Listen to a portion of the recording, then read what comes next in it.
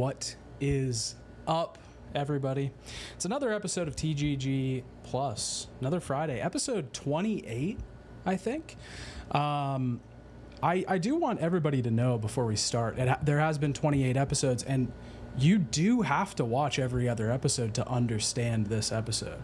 I think most people don't get that. They think it's like it's all disconnected. No, you have to. There's an interweaving arc going on. There's an interweaving plot thread. There's lore, and you need really to want to know understand the lore. character growth. Yeah. This is 28 episodes later. It's the prequel. So if you haven't seen those other episodes, go back, watch those.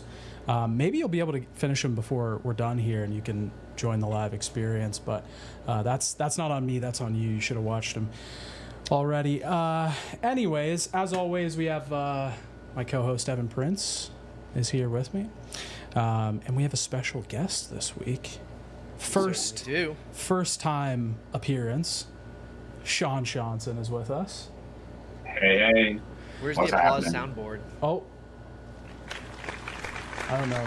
Oh, there we go. There we go. Everybody, can we get some clapping emojis in the chat, viewers? Let's get some chat clapping emojis for What a Sean great Johnson. welcome. What a wonderful audience. This is amazing. Yeah, we film with a live studio audience. It's one of the perks of being the only podcast on the internet. Correct. But yeah, we're gonna get into some things today. We're gonna talk about a couple little pieces of news. Silent Hill 2 sold 1 million units. Good or bad? Good or bad. Some other little things here and there, but we'll get to that in a bit. Before we get into that, let's we'll ease things down. We'll slowly get into it by talking about what we've been up to.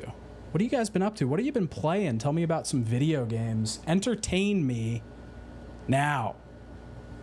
You can go first, Sean. What have you been playing, man? Hold up on the spot. I'll tell you guys, I've been playing a whole lot of Metaphor or ReFantazio, the new Atlas game. Let's go. I don't know if you boys are big Atlas fans, big Persona fans, but this is I think we both pretty much it's pretty much just fantasy Persona, which is as good as it sounds, really. You know, it's not like Atlas hasn't done fantasy games in the past, but to kind of see that Persona style mixed in with some classic Japanese role-playing, you know, pure fantasy orchestral music, big budget, outlandish designs and creatures, and just a classic class system. I don't know. It's been a bit of a crazy week. I've pretty much only just been playing that.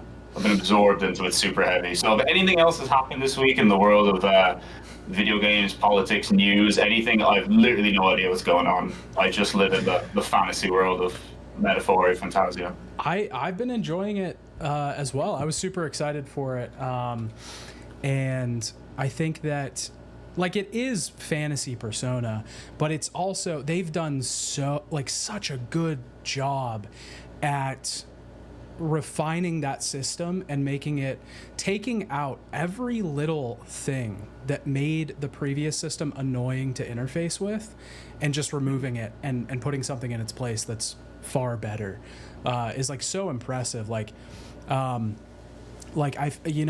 fact that the bonds you can't like waste time on a bond anymore. If you spend time with somebody, it just levels up, you know. And just little things throughout the whole game I've been noticing are fantastic, and it just like the killing the enemies if you're high enough level above them. I can't remember if Persona 5 did that or not. No, it's a real like action role-playing game thing. It kind of added like a mini, almost like a little separate gameplay element from it as well. Like I went through a whole dungeon there, I was like over-leveled, and pretty much the entire dungeon I just attacked people throughout it, and it felt like a completely different game. Yeah. Just alongside it. It's fantastic, and like on top of that, the world is great. It's interesting. The way that they've also like moved away from the incredibly rigid structure of the previous games, where it's just dungeon, and if you're good enough, if you know what you're doing, you just complete the dungeon in a day, and then you have a month of bond skill, you know, whatever. And now how they've sort of like just made everything a lot smoother, and there's these little pockets of free time. I'm so impressed. It's so good. I can't get enough of it. Not for real. I'm excited that it's going to be Like when I heard it's like, oh, so, it's another 100-hour Atlas game. I'm like, great, cool. I wish it was longer. You know, like when I'm done with that game, I know I'm going to be sad. Yes. You know, which is a sign of a great game. And the fact that I can feel that already, and I have the confidence in Atlas's past products to know that they're gonna hit the mark. You know, it's exciting. Yeah. Feels good, man. The only thing I do have to say, the only negative that I've been thinking about while playing this is that the game is successful so far. So because of that, the next 5 years of my life will be metaphor spin-offs and little metaphor games forever, because that's the Atlas way. So this, I think I'm jumping into the future a little bit, 4 years down the line, when I'm like, can you please fucking make something else? But that's okay. I'm looking forward to them just making Persona Fire Emblem now, because they've already done the tactics games before, and now they can do the whole full Fire Emblem fantasy spin with it, which honestly I'd be fine. If they wanted us to give like Hulkenberg a spin-off, I'd be okay with that. That's fair, and I like some of the spin-offs. Listen, I've played a Persona dancing game. It's good. They're real good. They're real good. What about you, Evan? You have not been playing Metaphor, I assume. Unfortunately, no. It looks really cool, and I really want to play it. I really want to play it, being a big fan of Persona 4 and 5. But no, my time has been mostly in Dragon Ball Sparking Zero, and I just finished Killzone Shadowfall for the first time for a video I'm doing on that, which, surprisingly, awesome game. I don't know why everybody hates it so much. Like, I was readying myself for it to be the worst in the series, because all anybody ever told me is Shadowfall is the worst game in the series. It's not. It might be the best one. It's really good. It just had a bad ending. And then Sparking Zero, obviously, I put out my review on that on Tuesday, and it's flawed. It's not the perfect Dragon Ball Tenkaichi game I think we were all hoping for, but it's really good still, and I had a lot of fun with it. It was good. Yeah, it looked cool. I watched your video on it. It looked interesting. I always have to push off the urge to buy these games, because I know I'm not gonna like them or play them, and not like them in being like, this is a bad game, but just it's not for me. But they somehow always fucking sell me on them. They always get me. I don't know what it is. You're talking about Sparking Zero? Yeah, like I was watching your video and I was like, I want to play this. But you're not Dragon Ball games. Dragon Ball games are just inherently cool looking. Yeah, I mean, that's Dragon Ball in a nutshell, and they've gotten really good at making Dragon Ball look like the anime at this stage. Any game straight up looks as good as the anime, if not better in some cases. So, I mean, you know what? One thing I will say is I think Sparking Zero would be the one Dragon Ball game I've ever played where I could see someone who didn't even care about Dragon Ball actually really liking it, because it's like that. It's just cool. It's a spectacle. It's great to look at. It's really fun and satisfying to play the combat. And actually, someone who isn't necessarily the biggest fan of Dragon Ball might even like it more than a Dragon Ball fan, because they won't care about the content that's not there. Yeah. They just get a content. They're like, wow, look at all these characters. Yeah. That's crazy. I played Kakarot, and I actually did like Kakarot because I don't know the story of past Dragon Ball anyways.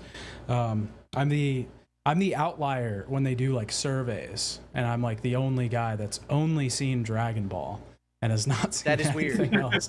That is very weird. I'll tell you what, I would not advise buying Sparking Zero at full price for you, but the fact is you can probably get everything you wanted to at a Sparking Zero in like 3 to 5 days. So if you ever see it on like a sale for like $10, it'd probably be worth picking it up and playing it for a day or two, because you probably would enjoy it. It is a really, really fun game. Just as a video game, it's very fun. Okay. Yeah. I'll have to check it out at some point. Yeah, I do. Do you play any other 3D fighters outside of Dragon Ball games? No. Because they're all anime, aren't they? All the 3D fighters are anime adaptations, right? I mean, I can't think of one that came out recently that wasn't. Yeah, and I'm not like a giant anime fan. I mean, I like some anime. I obviously grew up with Dragon Ball. But no, this is like the one 3D fighting game that I can think of that I really have any experience with is that series. Yeah. I mean, the only other real big one is like Tekken. Is like, I mean, if you're cut like in full like 3D space. or is it, are you talking Like about full, more full like 3D space. full 3D space. 3D? Yeah, It's not pretty like much 2D. it's pretty much just anime. There was Yeah. like in the past, there was kind of like a mixture between, like virtual on and kind of the mech ones, which is still there. Like, I mean, Gundam's still pretty big in that sphere, but it's really just anime when it comes to like more traditional fighting. Yeah, and I've never even seen like Naruto, which is the other big like series that has 3D fighting games like that. And I don't even know. I think the thing is, like, generally anytime I've played them, they're really fun, they're really polished in the sense of like presentation and like content and stuff. But I generally, from what I gather, is that they're just not polished at like a super competitive level like people would like them to be. That's kind of the vibe I get. Might be the most polished one I think I've seen. Maybe you've covered this on your channel at some point, Sean, but have you ever played Disgaea? Or no, it's not Disgaea. It's Distrega, yes. I knew, yeah, immediately. Yeah, no, I played Distrega. Yeah, that's like almost like a proto kind of a Dragon Ball style arena fighter. Yeah, I played It's pretty much just it's pretty much just a Dragon Ball game if you think about it. Yeah, it's kind of like a 3D fighter, just on the PS1. Yeah. Super fucking weird game, but It's dudes who made Dynasty Warriors, Omega Force. They were like, oh, we made Dynasty Warriors, then we made a weird little laser-based fighting game, which is pretty fun. Yeah. And you can actually unlock Dynasty Warrior skins in that game. Oh, so wow. Like all the main characters have like a Lubu cross skin, which is pretty great. That's awesome. I didn't know that. I definitely wouldn't have known that as a kid. I would have just been like, oh, look at this cool guy. Oh no, same. I mean, I only learned that because I make YouTube videos about it, but that's the benefit. You learn about weird Dynasty Warriors lore. Yeah. Someone's got to have that knowledge, And it's you. You will pass. Yes, unfortunately, I'm that guy. All right. Let's. I guess the main thing that happened this week, I kind of wanted to talk about a little bit. Was them revealing that Silent Hill 2 remake had sold 1 million units, which I was surprised about. I didn't talk about this last week when we were talking about the game with Avalanche, but I didn't think that game was doing very well based on Steam numbers and other things. It just didn't look like it was doing super well at all. I figured it would pick up after that weekend. Yeah, that's fair, but it looks. I guess the only other thing is like, what's the budget at this point? We don't know what the budget is, so we don't really know if it's successful. Can't know because these numbers never come out. Do we think it has any feasible potential of breaking 2 mil before the end of the month? Thanks to the word of mouth. It's a bit tough. Do we know what like the figures were for previous Silent Hill games? Just in general, almost as like a comparative, because there's some series that I think about, are very, very popular by word of mouth and just by, I suppose the lore surrounding those games. Silent Hill for me is like near the top of that. But you'd be surprised sometimes when you look into those games, they don't sell as much as you might think in some cases. Like for example, with horror, I think Resident Evil is kind of the outlier, the huge seller, but most horror games don't really match up to that level. And I'm not sure Silent Hill ever even matched up to the level of Resi back in the day, despite it being like the other big one. So, like a mil could be pretty good for Silent Hill, but like, a mil might not seem like a lot in the, in comparison to some games that would be considered failures for cracking that number. But then again, it's like you said, depending on the budget, a mil could be pretty good for like a Bloober Team game, especially this early into its launch. I would love to know that game's budget. Yeah. But we know for a fact that game's budget was not $1 million. It wasn't like $100 million like some of these other AAA games. Yeah. You know what I mean? I don't think like, so. I think it feels that as well. Like you're not seeing like a Capcom level polish on it. And I don't think people expected that, to be fair. I mean, it's not like Konami are really even they don't actually put out a lot of games these days. Especially compared to the previous ones. We're now only kind of seeing like a resurgence of Konami, especially with like Metal Gear Solid 3 Remake and Silent Hill 2 Remake. So we're kind of seeing what their early game potential is to kind of come back in with these more higher budget games, which is a bit interesting. But like, I get the feeling from playing, like I really like the Silent Hill 2 Remake. I think it's fantastic, but you can kind of feel like it's not You're not looking at like a super high budget production here in a lot of cases, in a lot of areas. Well, Yeah. I just did a quick calculation. 70. I mean, I don't know what the math would be because it was sold at 70 full price, right? But a lot of people probably paid that. What was it? $100 for the early access thing. I think it was only Oh yeah. 80 or 90. Yeah. So I mean, obviously, 70 times a million is going to be $70 million. That's really good for a week and a half, but it's got to be more than that though, because a lot of people were buying the $90 version. So I'm wondering if they have cracked I wonder if how close they are to $100 million in gross intake just from this first 2 weeks of post release. That's really good. If Silent Hill 2 Remake made $100 million in its first month, that's pretty good. Well, it's like you were saying, like it's the Silent Hill series has never been as on the same level when it comes to sales as Resident Evil. It looks like they sold around like 9 million units in their entire life Series of entirely. the series. And like I would say 2 would be probably top of that sales wise.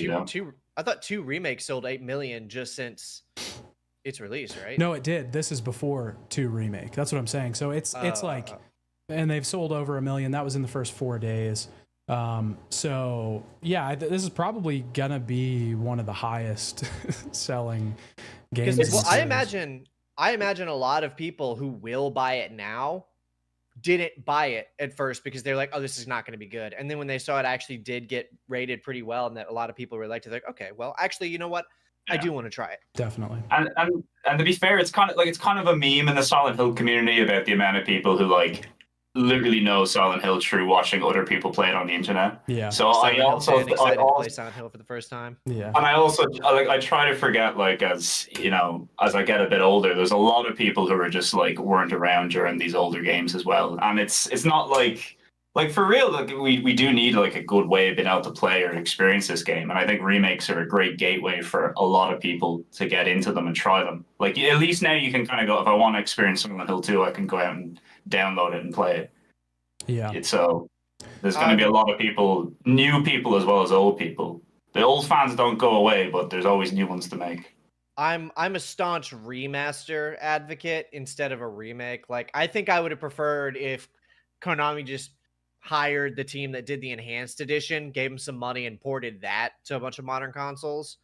But if the remake is what we're going to get, it's what we're going to get. But my favorite thing is when they just take it, touch up the graphics and port it. That's what I prefer. Yeah, like a Night Dive remaster or something. That's kind of like the ideal thing. Like basically, Spire, like the Tomb Raider, yeah, they'd really be great. Like basically, give us the original experience, but allow us, all the nice modern perks that don't take away from the authenticity of the experience. Yeah, which is the way to do it. But in my ideal world, you would just have both. You'd be able to play old school Resi 2 at any time and also play the Resi 2 remake. Then you got 2 great games. Yes. That's the best of both worlds.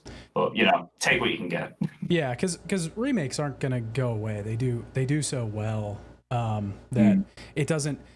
They can put in a little extra money to make a remake and then have it do however many times better. The remasters just don't do as well. It's a safe bet. New games don't have that built-in install base. If you remake a game, the game's already got fans. You already know people out there. People have been asking for it. People love it. You know what to expect. You don't have to come up with as many fresh ideas. You're just trying to rejig an old formula and make it new in an exciting way. It's like you almost have the blueprint. So, it's literally an easier thing to do. So I'm not surprised, and it works. So who can blame them? Yeah, for sure. Yeah, you make a good point though. I feel like I've been saying this every week for years, and my head is gonna fucking spin. But if I wouldn't care about this remake as much, and I don't think I would have been as critical with it if the OG game was just accessible and available. Yeah. Which I get. There's the enhanced edition, but there's just. It'd be nice if the enhanced edition was on Steam. Yeah. You have to reckon with the fact that there are people out there that are never, no matter how easy you or I or anybody thinks it is, they're never gonna do that. They're never gonna pull a file into a fucking folder and like they just won't do it. Or download an emulator. Yeah, just anything like that. There are just a lot of people out there that are never going to do that. So it's not as accessible as it could be, I think. If it was just on a storefront and people could play it, I think I would be a lot happier. But is what it is, I guess, at the end of the day. We might be getting Silent Hill 3. Did you see that Bloober immediately announced their next game? A new game. I did see that. At the Microsoft. Microsoft had like a little... they called it their partner showcase or something. They had like a little mini state of play thing. But yeah, they announced their new game called Chronos something. I can't remember. Probably should have had this pulled up. Chronos the New Dawn. Yeah. I see, yeah. Oh, yeah. Straight away. Chronos the New Dawn. Looks like Bloober Team's answer to Dead Space. Yeah. Yeah, that screenshot does look pretty Dead Space. Yeah, I mean, obviously you can't judge a game from a screen, so. But I mean, yeah, sci-fi horror. I mean, I'm down. Yeah. I mean, is it just me or is sci-fi I feel like I remember last year at the Game Awards and then like this whole year, just like a million fucking sci-fi games getting announced. I remember this it's a very popular format. Slew at the Game Awards where it was just like sci-fi game. Like I was getting so much fatigue of it. As somebody who isn't as into sci-fi as maybe other people are. There seems to be always something in the pipeline coming out. It's like Callisto Protocol, Dead Space. What was that Bethesda one? I've already forgotten the name of it. Starfield. yeah, that's not good. That's not good. If you've already forgotten the name. Yeah, Star Wars.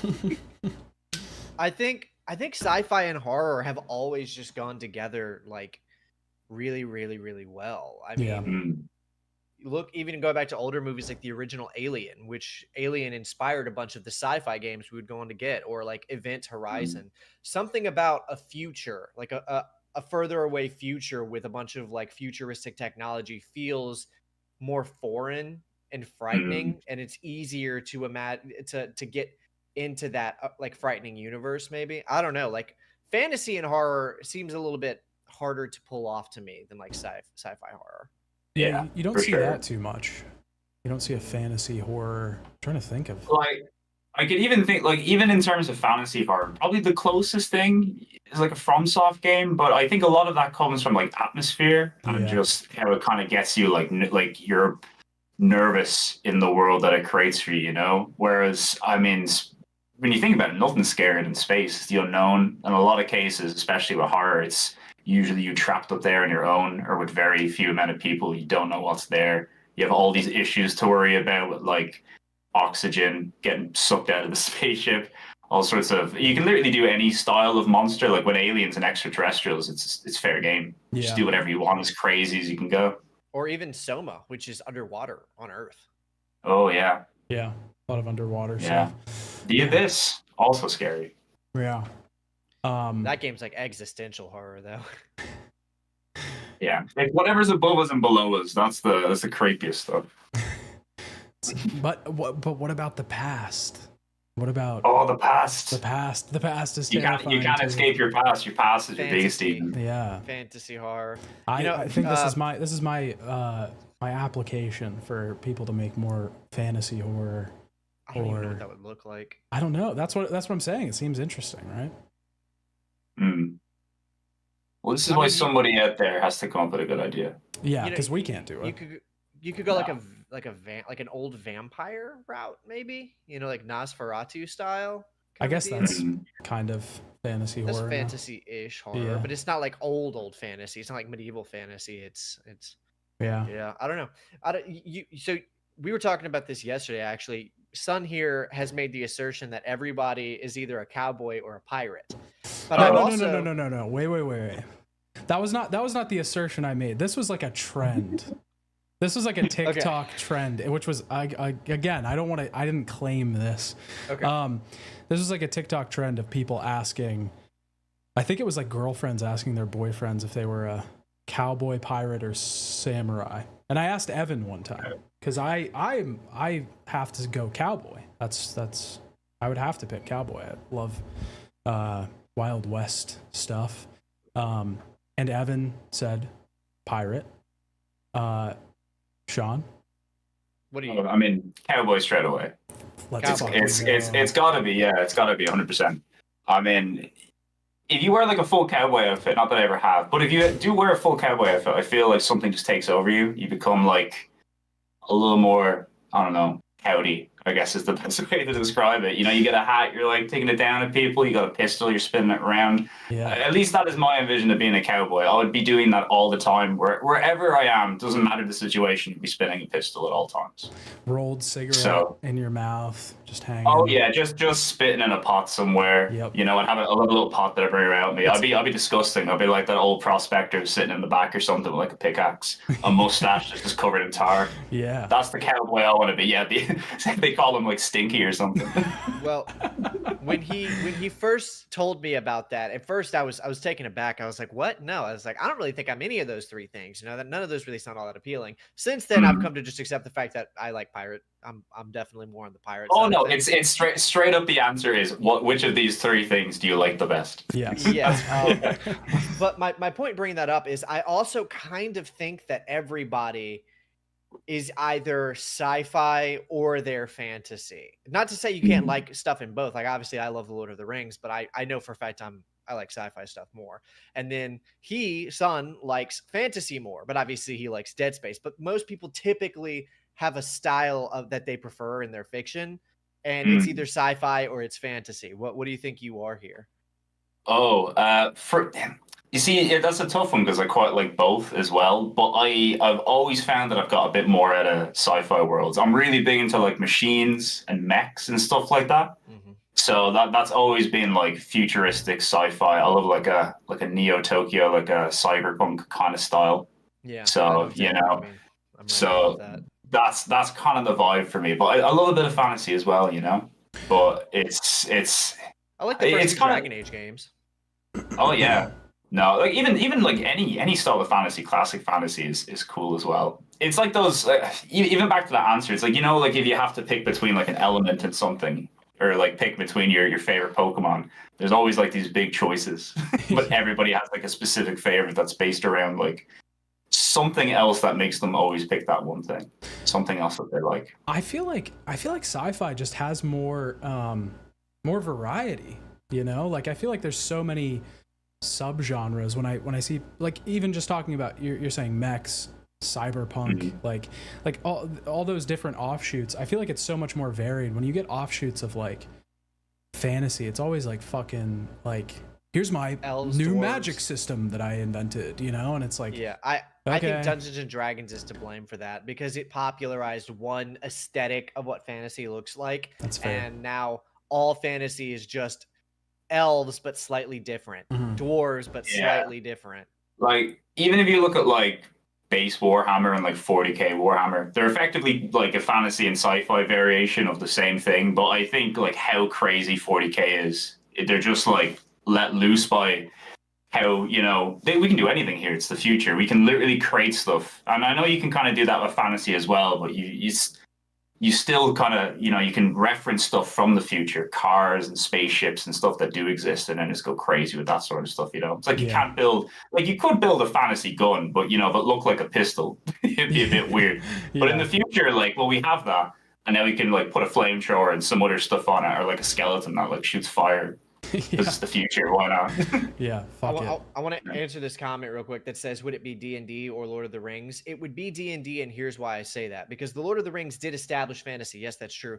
But D&D normalized and acclimated people for decades now that creating your own original fantasy setting means within parameters. Because everybody who created their own original D&D scenario would typically, especially going back to like the 80s and 90s or whatever, would do so within the Forgotten Realms, you know, pre-established lore books. That's how they would run their campaigns. And so now it has just been an indefinite acceptance that that's what making your own fantasy setting looks like. So just because Lord of the Rings did establish fantasy as a popular concept you don't see that same issue in sci-fi. Like Mass Effect's aliens look totally different from Star Wars aliens. Yeah. And when you think about Lord of the Rings, it doesn't exactly match your traditional, like the bones are there, the structure is there of like what you picture in a traditional fantasy setting, but it's very different. It's very weird, you know, the orcs are not like your particular orcs or goblins, but I think D&D just like took all that stuff and then made it into what it is today, probably. But so Lord of the Rings probably created it, but D&D fucked it up forever. Yeah, that's what I think of fantasy. Fucked it up forever. Yeah. When I think of fantasy, it's the D&D version of fantasy. Yes. Yeah. Which is every fantasy. Yeah. Yeah, and that's not to say that there isn't good fantasy stuff out there. You mentioned FromSoft stuff. Like that's a really cool, unique twist on it. And I even think that there's a lot of good stuff done in fiction with those parameters. Like it can still be good. It just doesn't feel like it's as varied as sci-fi. You guys get all the cool shit, and I'm stuck. Yeah. Here. At least in the world of like, you know, popular media, television, movies, and video games and stuff, I'm sure like fantasy books are popping off. Yeah. Like at this stage, like the amount of fantasy books that are out there, has got to be some absolutely insane, crazy ideas that they've come up with. I just don't think that's translated to the mainstream yet, you know? Yeah. Because people are pretty much happy. Like we're happy to do. We'll do Dragon Age again, you know? Yeah. It's like it's been a while. It's been 8 years. You guys are ready for Dragon Age again. They are though. They are ready for. Dragon Age. I am also ready for Dragon Age again. It has been a long time. Are you excited for Veilguard? I'm not sure how excited I am. My faith in BioWare it's not an all-time high from previous experiences, but you know, you gotta hope that things turn out good. And I've seen some positive things here and there. So I'm waiting with bated breath. I've got like metaphor to keep me going for a while, so I won't dive in right away, but you know, cautiously optimistic. Yeah. I do. I don't know. I just think it's like I kind of find it hard to put into words, and it'll probably be something that comes when I actually get to put my hands on the game. But I just can't figure out like what it is about that game that just doesn't. It's just like not appealing. Like I just look at it and I'm like, I don't think I want to play this. You know, like it. I don't know what it is. But I think it. Oh shit. Evan died. We need to resurrect Evan. Oh my god. How do we resurrect Evan? I don't know if I should mess with the cams. Look, he broke our operating system. Holy moly. He broke the operating system. You guys see this? All the cams are all over the place. Oh. Let me look at this. Oh, this is crazy. You're getting part of my Bust the Groove poster, though. Yeah, well, that's the important part. I'm part of my Wipeout poster. I just want to shout out Bust the Groove. And what looks like, I think you're looking at Worker and Parasite from The Simpsons as well, who are my favorite cat and mouse duo. Eastern Europe favorite cat and mouse duo. Somebody in chat said the D&D guys got him. I think they did. D&D got Wizard of the Coast like whipped them away. He was getting too close to the truth. Okay. No, one of Tolkien's sons came and killed him. It's like, say D&D started fantasy, did you? We're gonna have to do some on the fly. If you want to put half my face in both of those, we'll just. I think that will make for a pretty unnerving image for the remainder of the show. Okay. We're gonna do some on the fly. We've never had to do this before. But you know, it's what happens. This is live television. This is live television. This is live television. This is the pitfall of live television. Anything can happen at any time. Okay. This is the thing is I'm a consummate professional and I'm a master and Oh, this is great. You see, I lack any sort of multitasking ability, so if this happened to me, the whole show would be over. You know, it'd be completely done. I'd be like, guys, I've got nothing left to give. I gotta go. I'm out of here. Okay. Look at I would that. keep resizing my face until it gets bigger and smaller, and then it shut off. We're back. Evan, I think Evan passed away, but that's all right. Evan, He would Evan want us to got keep doing the show in his memory. It's what he would have wanted. Yeah, it's what he would have wanted. That was all he cared about. Oh, he's back, and he messed up. Evan, you messed up a brand new setup that we had going. We had a new setup. So my computer crashed straight up, just crashed out. Okay. And that's the D&D guys. There we go. And then ran a bunch of Microsoft updates. Oh, nice. So I just had to sit there and watch it say 30% done, and hope that y'all weren't. I'm assuming you weren't even visible on screen because of the. We weren't for a moment. No, I straight up died. Like I got removed from it entirely. Well, it crashed the operating system. The D&D guys, I mean, we've talked about this before. Every week we have somebody that's trying to get the show taken down, because we're saying the things that nobody else will say. He's dying again. Oh no, he's back. It's all right. We have a backup just in case you die. I need to do that every week. We have a backup at Prince. Mm-hmm. Sweet. We tried to warn people at the beginning of this episode that they needed to have seen previous episodes to understand the lore, and this was the event why. Yeah, they wouldn't because get that. The ongoing entity that's been trying to shut us down since the beginning. They wouldn't get that if they hadn't seen the previous episodes. Yeah, only longtime viewers are gonna understand what just happened. Yeah. Well, moving on from that exciting event, I wanted to talk about. I don't know if you guys saw this week. The Sean Layden talking about the games industry. Did you guys see that? I've heard bits about it. Sean, the Sony guy. Mm-hmm. That's his official title. The Sony guy. Sean, the Sony guy. The Sony guy. He had some stuff to say about the gaming industry, and I thought it was so fucking weird. Because I don't know. On one hand, I agree with the stuff he's saying. I like the stuff he's saying, but on the other hand, it just feels like it feels so hollow. It feels like it's just too little, too late. Like, no shit, all of this stuff is going on. One of the things he said was today the entry costs for making a AAA game is in triple-digit millions now. I think naturally risk tolerance drops, and you're looking at sequels, you're looking at copycats, because the finance guys who draw the line say, well, if Fortnite made this much money in this amount of time, my Fortnite knockoff can make this in that amount of time. We're seeing a collapse of creativity in games today with studio consolidation and the high cost of production. So yeah, it's just kind of like, it feels like the safest time to say that you could possibly say that at. You know what I mean? Yeah, I mean, it's pretty much all true and one thing I'm looking at here, because I wanted to see kind of how long Sean was with Sony for, and like he's been there since like the PlayStation 1 days. He's been all the way up until 2019. So he's been there for the PS1, the PS2, the PS3, and the PS4. Yeah. So he got to kind of see how Sony's console growth began, which was pretty much anybody could make a PlayStation game. It was super cheap to put out a game on the PlayStation, which was a big part of why it was so successful. Everybody wanted to make games for it, so to speak, But nowadays, gaming is not the same. You can't just get a team of like 20 dudes together and be like, oh, let's just make a game.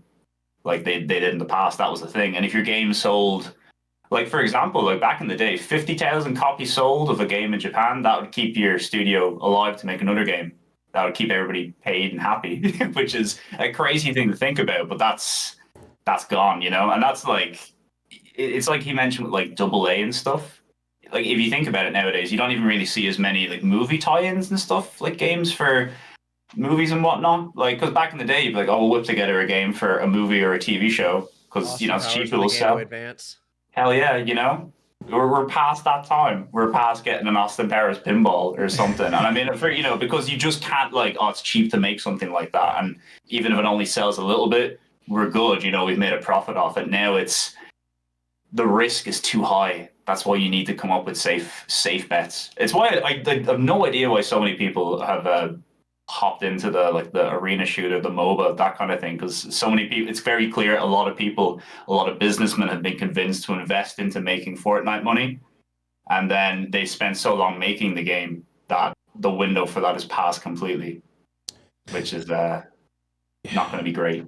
Yeah, it's well, it's weird because I think that because it's not like games can't be made for less than $100 million today. You know what I mean? Yeah, it's just that for real. they want the Fortnite, they want the Overwatch, they want whatever this is to, you know, they're searching for the thing that's going to be making them money like in 10 years, rather than maybe diversifying a few. And also constantly throughout those years. So like that's why the thing about Fortnite is every season, new cosmetics, new microtransactions. They want next 10 years of constant purchases with very little requirement for development. Yeah. Yeah. You've made the game, you then just continue to make money off it. You know, once you've made your profit, like your return back on it, everything after that is just like to them basically free money. Yeah. And that's the goal. You gotta sell and keep on selling. And that's a big thing nowadays as well, even with like the comparison to previous things. You know, with digital distribution, your game is always available for sale. In the past, if it was in a shop, it would get bought. Once it's out of the shop, your sales are done, you make a new game, you move on.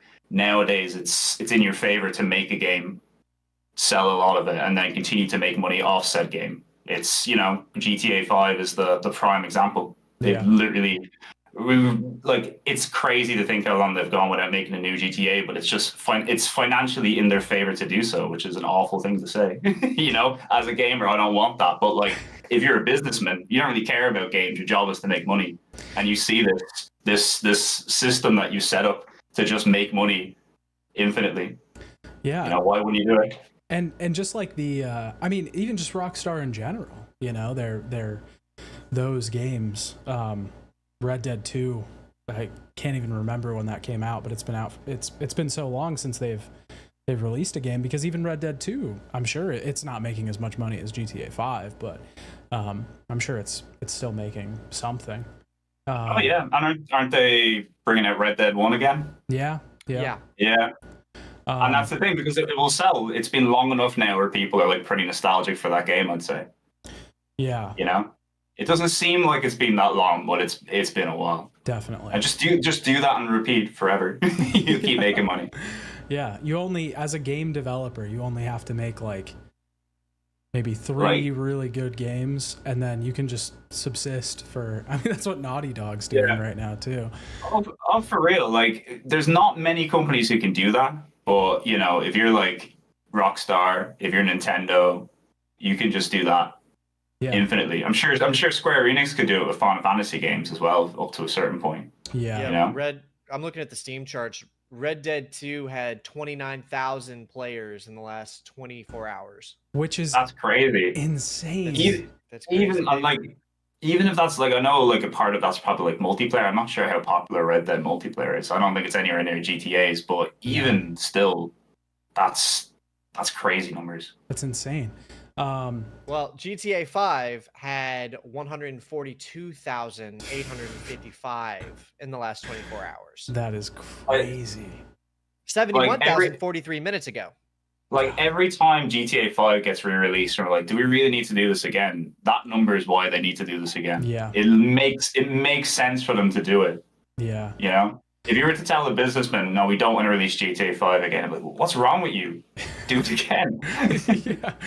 Why wouldn't we? It is making us money.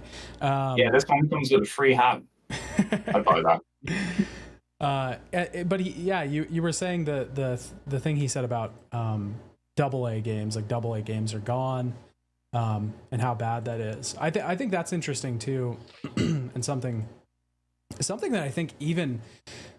Because when I first saw him say that, I was like, well, okay, is it really gone? What AA studios are around? And the first one I thought of was Remedy. Like I Remedy, for some reason, like they were the first thing I thought of when I thought of AA. And I was like, well, Remedy's making games, but they just made Alan Wake 2, and it's like, it's very been very public how not well that game has been doing for them. So, Double A maybe is gone entirely. Remedy's always kind of been teetering.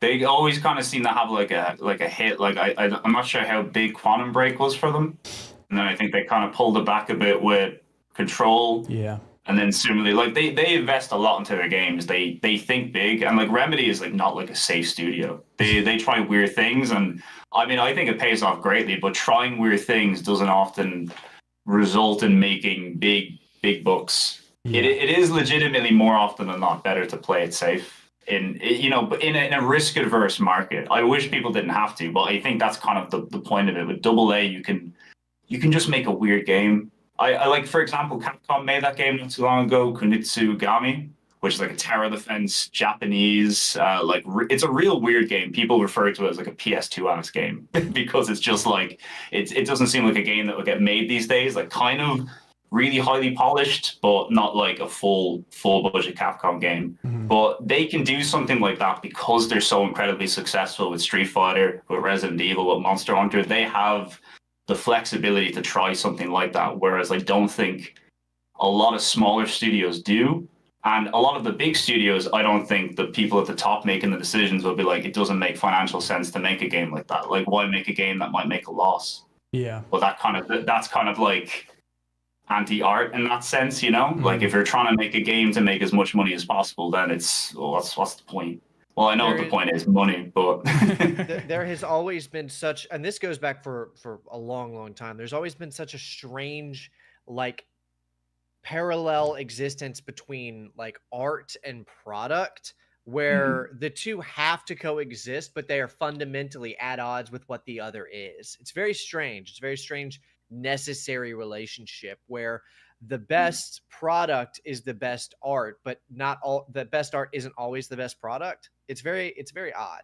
Yeah. Like your goal at the end of the day is to make enough money to keep operating as a business, as a company. Even if you're just like a bunch of dudes who really want to make the best game possible, which is what a lot of people do. Like they believe in whatever they think is like, it could be out of the box ideas, but they believe this is the best thing they can make. And if it is good and it sells a lot, then you get to keep doing that. But it doesn't always work out that way. And even if you make something that is like critically good, it doesn't always guarantee that's going to be a big seller. Yeah. It's just nowadays, I think, you can't really get away with not being a big seller, because you're seeing like companies that have big sellers and that's not enough. Yeah. No, they can't get away with it if they keep overinflating these budgets. If they drastically reduce the budgets for some of these games that aren't doing so well, they would be suddenly doing really well. You know what I mean? Well, I mean, people in chat were talking about it earlier, but it's the Square Enix thing now, that every game that comes out, it's this huge thing, and you're like hearing literally everyone talk about it and seeing literally everyone play it, and then they're like, yeah, that game did not do as well as we wanted it to, and you're like, what? Yeah, it's like 6 million's not high enough, or like what is it, like I think 16 had like 2 or 3 million sales. Mm-hmm. Loads of people talking about it, everybody loved it, and then it's like, oh, it's not performing to expectations. Yeah. But at the same time as well, like, do you think there's like people might be less tolerable at like a game that doesn't like push, visuals and fidelity to a certain extent? Because a lot of what at the end of the day, when you're pushing towards realism and really highly detailed environments, this is where you kind of get the teams that are ballooning to like hundreds of people, all different aspects of people working on stuff. I think that nobody will be frustrated about a game that doesn't push the limits with the graphical fidelity if they have a good like art direction, good art style, and everything looks interesting and unique. But where they keep running into issues with that are a lot of these teams either don't have someone who knows how to push for such a visually distinct style, or the producers are worried that style will turn people off, and so they don't want to do it. So a really good example of this is American McGee's third Alice game that he pitched to, what was it, EA Games for like a decade. Mm-hmm. And he did a fundraiser, and he had this huge like game design doc. I don't know if you guys have seen that. He released it. You can go read it. It's insanely cool and detailed. And EA just would not greenlight it. And I think it's because they were worried that the last game didn't do well enough to justify it, and EA was convinced that the art style was too strange and there wasn't an audience for it. So we're in a weird place, because if you don't push graphical fidelity and you don't have a unique art style, it's just going to look like your game has bad graphics. But unique art styles also seem to turn off a lot of people. So what do you do? It's a tough compromise to make. Yeah, and I think like I don't think every game has to look like fucking Death Stranding or something to get the mass market on board. I don't even think that most of the big AAA games that you see are like pushing the limits of fidelity or anything.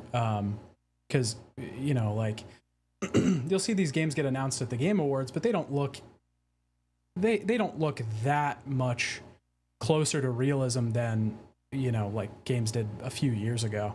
But I think there's a limit that I think mass audiences will put up with. I think once you get you see it if you've ever watched any sort of presentation state of play thing on YouTube, and you look at the chat and people are like, anytime something doesn't look photorealistic, people are just like PS2 ass game, PS2 ass graphics, whatever. And that's a lot of these are people who just bought a PS5 and they're pissed off that they feel like they're not going to get a game that's going to justify that purchase. Yeah. But like, PS2 is like it's a compliment. Yeah. What an era of visual design, it was like peak trying to get the most out of a limited graphical style. Mm-hmm. Well, that's when people have to think outside the box and really make the worlds pop, Yeah. But that's kind of the problem, is people who owned a PS2 were surrounded by games that made them feel like they were really pushing their hardware to the limit. Yeah. So people had all these games to choose from, like, man, yeah, this is worth it. I can see they're pushing the limits here. But a lot of games you play on PS5, it feels like, man, I just, bought this expensive console and this game doesn't even feel like it's utilizing 20% of what this console. Why did I buy this? This could have been on PS4. Yeah. And we're already with like the PS5 Pro now. Like I'm already ready for my games just not to run even at 60 FPS in performance mode. Like once there's a higher tier console out there, that's going to be their target. Yeah. We're making games for this, and then we just need your game to run acceptably on the one that you currently have. Like that's what happened with me with the PS4. The games were looking great, but they're just starting to run like ass. And I'm like, I don't want to buy a new one. Yeah. I mean, a lot of it's just optimization problems. I was playing this new battle royale game last week called Off the Grid, and I have an insanely good PC rig, despite the fact that it just crashed. I have a really good rig, and I had to drop Off the Grid to its lowest settings across the board just because the game it's optimized really poorly. It's really bad.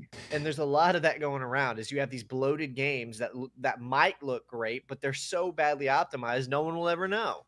Yeah, I mean, it even extends to PC now, too. It's not just consoles. Like, every fucking PC game that comes out that's cross-platform released is just...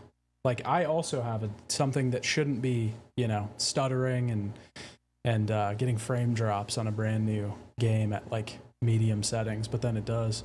That's an issue, too, I think. I don't know. I personally could care less what a game looks like, or if it looks like a person or something. I mean, that probably doesn't need to be said for most of us, but it doesn't fucking matter. If it's a good game and it looks cool, whatever, I'm gonna play it.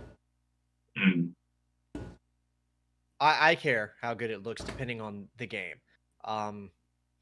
If it's depending on what the concept of the game is, what the premise of the game is, and how it's put together, I think I do care how good it looks. So I'm just gonna say it now. I don't think I would have liked any of the Killzone games as much if they didn't look so damn good, because how good they looked did so much for how fun that experience was for me. I'm not saying I wouldn't have liked them at all if they looked worse. I probably still would have liked them a lot, but that's fair. The immersive atmosphere of the fidelity played a major role in how compelling those games are to play. Yeah. I've never thought Guerrilla were the strongest at making first-person shooters. Like, at the time, Killzone was meant to be like the PS2's Halo killer, and like you play the two of those games, they're like leagues apart in terms of like how good they feel to play. But still, at the time, like Killzone 1, Killzone 2, 3, even Shadowfall still looks great today. a lot of those early PS4 games really, like, if you want to look at, like, I always think it's funny, launch games on a lot of those consoles are still some of the best. They're like, it just shows you kind of like you could almost peak at the beginning to an extent. But like Shadowfall is a ridiculously good looking game. Yeah. And I just finished it. I can't believe how good it looks. And like, is that one of my favorite first person shooters of all time? No, none of the Killzones are, but I still, like, at the time I was like, wow, this looks great. This looks really, really cool. There's a lot of like heavy lifting that stuff does. Even on the Vita, the Killzone on the Vita looks unreal. It's so good. Mercenaries. I will say that every time I was playing Shadowfall, my PS4 sounded like it was a jet engine, though. It was bad. I was getting worried a couple of times. I just put my headphones on and tried not to listen, because the second I took my headphone off, it was... If I don't hear it, it's not going to explode. It's okay. Yeah, I was like, dude, I don't know if this PS4 is going to make it through, because it was so loud. The PS4 was bad with that. I remember that, especially towards the end of the generation, just being loud as fuck. If you're playing Last of Us 2 on that, it's struggling. Yeah. I got to a point where I actually put my controller down because it just kept rising. And it was like a horror movie song or something, because I was like, surely this is gonna crescendo it somewhere. But it just kept getting like louder in pitch. Like the fan just kept sounding like it was spinning faster and faster and faster. And at some point I was like, it's been like 45 seconds. It's still going. I'm just going to play. And I guess at some point it must have lowered back down, but it seemed like it infinitely continued to increase in speed and pitch. I don't know what was happening. That was I beat the game, so now I don't have to do that anymore. That was the... You survived Shadowfall. Yeah. That was the prototype for 3D audio. They were working on seeing if they could make you feel like you were more immersed. Yeah. I recently... So I haven't played my PS4 in a while, and I was doing a video on all the Tony Hawk games, and I had to bust my PS4 out for the Tony Hawk's Pro Skater 5, because it was only ever the fun one. Yeah, the really fun one.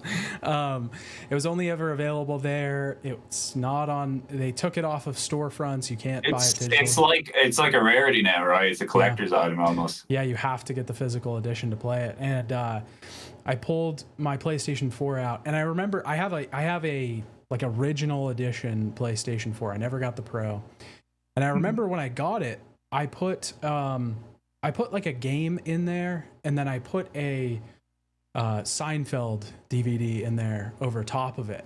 Like, I didn't know that the game was in there. It just let you put it in. It did. It's like the Seinfeld add-on for NAC.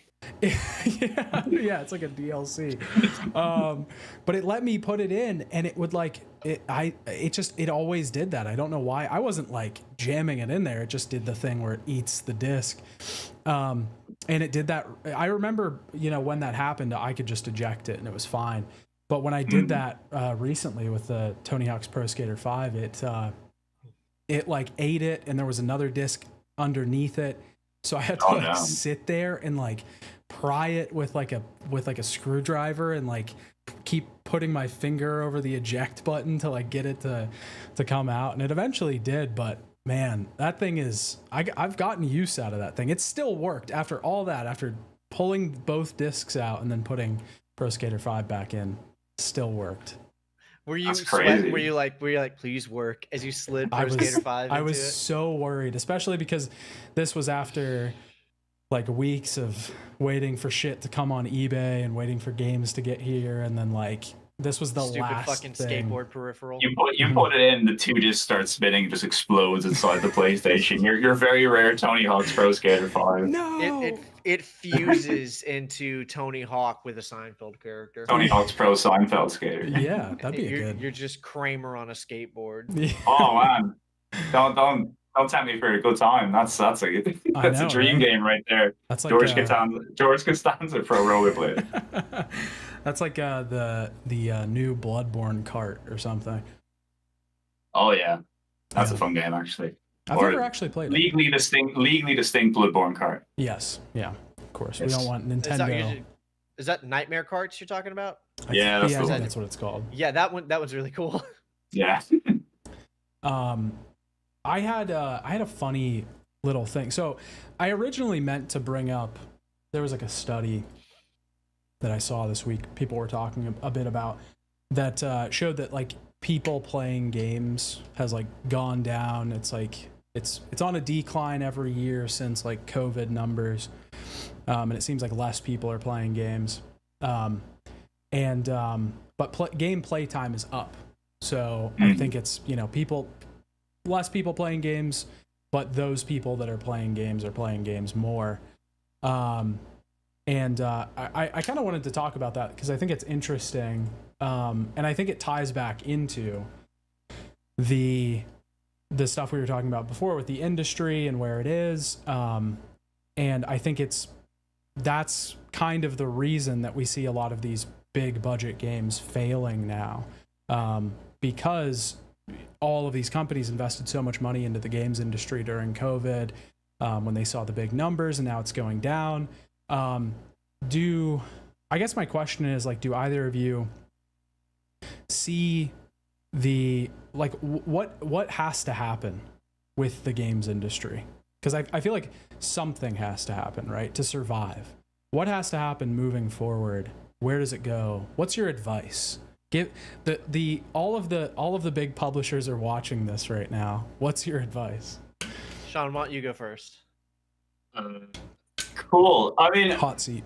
My advice, or at least what I think, but what I think doesn't necessarily equal a financially viable strategy. But I think we need to go back to the era of the AA. I think a lot of the games that are coming out now, they want you to just play that game. They want you to invest a lot of time in that game. They want you to play that game with your buddies. You look at things like Suicide Squad. You look at things like Concord. Even like that was like a Marvel Overwatch game coming out. Like they want you to play those games a lot, and they want you to invest in the monetization of them. I mean, there are a lot of people who play like just a handful of games, MMOs. They might play like a, you know, Apex Legends or something. That's their game that they play all the time with their pals. I've always very much been like, I like hopping from game to game to game. I like getting a nice experience and then moving on to something else. Occasionally, I like something really long that I want to spend, you know, hundreds of hours with. Occasionally, I'll find a cool game that I want to play with my friends that will spend a lot of time in. But it feels like a lot of the big games that are coming out all expect the audience to move away from one thing and then suddenly invest all their time in that. The problem is, like, when you have something like a Fortnite, which has been there so long, and keep in mind, people have invested so much of their money into that game on a monetization level. You know, like if you have $2,000 worth of skins in Fortnite, you're a little bit less likely to move away from that game. Yeah, you know, it's a harder thing to move away from. Like I don't even want to think about how much I spent in League of Legends, and that was a hard game to quit. You know, but it's like sunk cost fallacy, basically. Yeah, and like a lot of games are just coming out, and I think they're investing tons of money in, and they're expecting to like just get the audience of a Fortnite. Whereas I think a lot of games, like, you know, kids who play Minecraft are playing Minecraft. Kids who play Fortnite are playing Fortnite. I think it's better to have just lots of little different experiences that you can hop between. But I think to do that, you need to cut down. The big studios need to be investing in smaller projects. Realistically, you know, a nice 8 or 10 hour game. Bring back even like the 360 era, where you just have like a pretty cool single player experience with like a little competitive multiplayer add-on. Just a nice little game, like a Dark Sector or something. I never thought we would be in the era where I was like, man, I wish they would make more single player games with multiplayer tacked on at the end. Yeah, but that's like a 2-player co-op, a 4v4, yeah, like, to put Capture the Flag in. Yeah, you don't need a huge amount of people to keep that game alive. You can literally have like 50 people who play that game. Yeah, and you'll all have a good time. But that seems good now. That's the good version. Now it's like, please stop fucking making live service games. And just go back to like The Last of Us, Uncharted. I think both of those had their own little multiplayer. The Uncharted multiplayer was fun though. It was Uncharted, good. It was Uncharted 3. The Last of Us one was pretty good too. Yeah. They were both good. Yeah. What do you think, Evan? Mr. Sony is in front of you right now. You're at a meeting with Mr. Sony. Mr. Sony. If I was talking to Mr. Sony, I would say I think as companies get bigger and bigger and expand, the modus operandi begins to become reach more demographics, reach more people, reach as many people as you can get. So you begin growing and growing and growing. What ends up happening is, in order to reach the most amount of people, you have to increase accessibility. And the more accessible something is, the less appealing it becomes. And eventually, what that strategy does is it does to a degree, but at some point you surpass widening appeal and you begin reducing appeal because it's so accessible that nobody wants it. My biggest advice would be, you need to look at what you've funded, you need to look at what you're funding, and you need to do maybe 1 to 5 really I wouldn't say costly, but really intense market share studies. You need to figure out who is playing what, and you need to target 3 to 5 smaller demographics in a niche way. You need to fund 3 to 5 single to double A games that are really above par in the indie market, right? So these are Sony funded games. They can outperform other indie games, right? You find these smaller demographics that are accessible. They're doing well, like boomer shooters and whatnot do very well, but they don't do AAA status. Fund a single A game that makes all the other indie games that it competes with them, it makes them look like they're nothing, right? Because you have more budget than an indie studio, but way less budget than a AAA studio. We're not competing for AAA. We have 3 to 5 games. We're inserting into 3 to 5 different indie markets and targeting 3 to 5 different demographics. 1 to 3 of those are probably going to do very well, and all of them will probably do moderately well. If you fund it at a certain amount to where you're not overspending on the budget, you'll probably make it back plus plenty of profit. But after that, you've now established a new IP and a new fan base inside of a demographic who's just excited to be catered to by a higher budget game. From there, now monitor what your new IPs are, figure out which one did the best, greenlight a sequel. That's what I would say. And then greenlight a remake of the first game. But basically, stop competing with AAA studios, stop competing with live service games whenever, and I don't mean to sound, I love indie games. I love indie developers. But if you targeted and competed with indie devs, they wouldn't stand a fucking chance. Honestly. You know what I mean? You could crush most of these indie developers who have monopolized their own scene in two years. You really could. And that's what they should be doing if they really want to make money. Evan's plan they should be competing with people who can't fight back. Is crush the indie industry. You asked me what I would do. No, you wouldn't crush them, but it would outcompete them and kill them. I think a lot of the studios. I think a lot of the big studios will have a hard time. Like this is the thing. They could try to copy a lot of the indie ideas, but a lot of those games I think are successful because of the people, the singular entities that are behind them. Like if you look at like a Celeste or a Stardew Valley, they're very much like the passion of a very small group of people. I think, like, if, for example, like, I just wouldn't trust the Sony to be able to pull off what makes those games special. I think Sony are very good at what they do, but current Sony, like, they've let go of so many of their studios and so many of their staff. It's a miracle they got something like an Astrobot out of there. That's like the remnants of their Japan studio. Yeah. But like, if you look at like, because you can look at some of the stuff Sony used to make and you'd be like, that'd be an indie game nowadays. If you look at like a Mr. Mosquito or a Vib Ribbon, like really cool, weird little games that you could almost classify like nowadays, those would be an indie game or like a little downloadable game or something. I would love to see like a big company go back to just making weird little things like that. But, you know, they have such pull and they have such money, they could get like real like artists and directors. They could get people to just do weird stuff. But yeah, well, it's getting the spirit and the passion of the indie people. If they could get that mixed in with the corporate juggernauts that currently exist in the console business, you know, it'd be interesting to see. I'd like to see it. I just don't think that's going to be their focus. I think there's a way to do that. So, like, the way I see it is they need to do the Marvel method.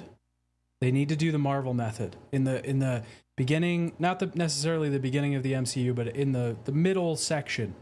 What they were doing was they were taking you know, you would see there was this pipeline. It was Marvel and Star Wars for a while. Every director that you saw that came out that had an original, unique idea for a movie got pipelined into fucking, okay, well now you're gonna make a Marvel movie. Now you're gonna make a Star Wars movie.